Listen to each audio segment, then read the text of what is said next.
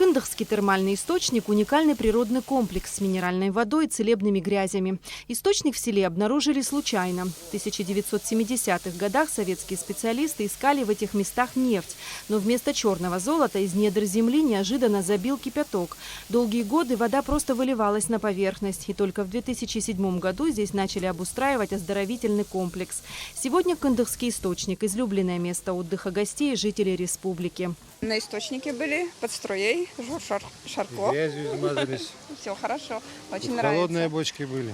И в горячем бассейне, все везде. Очень красиво, нравится очень нам все здесь. Мы приехали из Москвы, да, давно.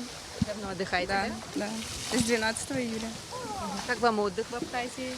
Хороший, питание очень хорошее, люди дружелюбные, так что все хорошо. Минеральные ванны благотворно влияют на организм и исцеляют различные недуги.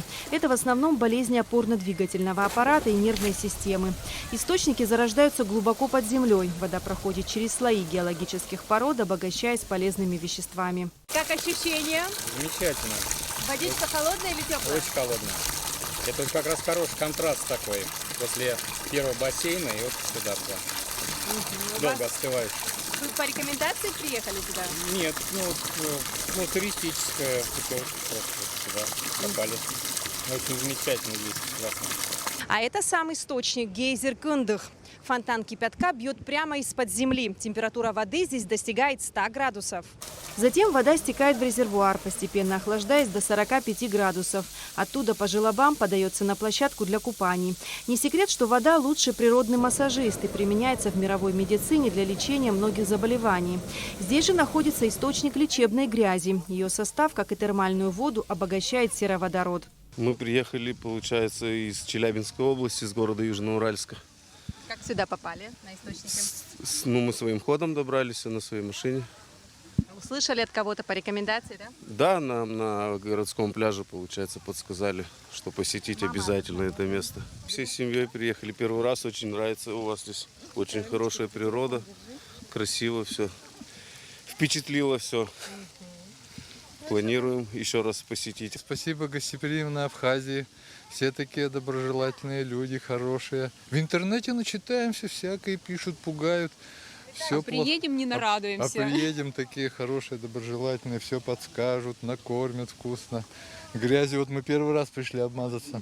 Приехали с Урала, давай скажем. Передаем привет, славный город Пермь. В селе Кындых есть еще один горячий источник. Он был открыт больше 5 лет назад.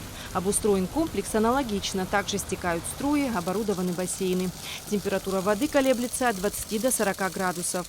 Есть 4 бассейна. Все 4 бассейна разной глубины, разной температуры. Первый, он там самый горячий. Чем ниже, тем слабее температура. А в них как нужно окунаться по очереди? Да, в каждом бассейне купаться можно только 15-20 минут. Потом надо выходить.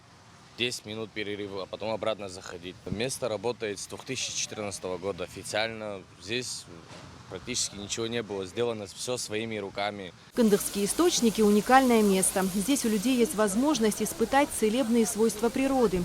При этом всем любителям горячих процедур не стоит забывать о противопоказаниях. И прежде чем окунаться в источник, проконсультироваться с врачом. Эсма Гуланзе, Михаил Братухин, Абхазское телевидение.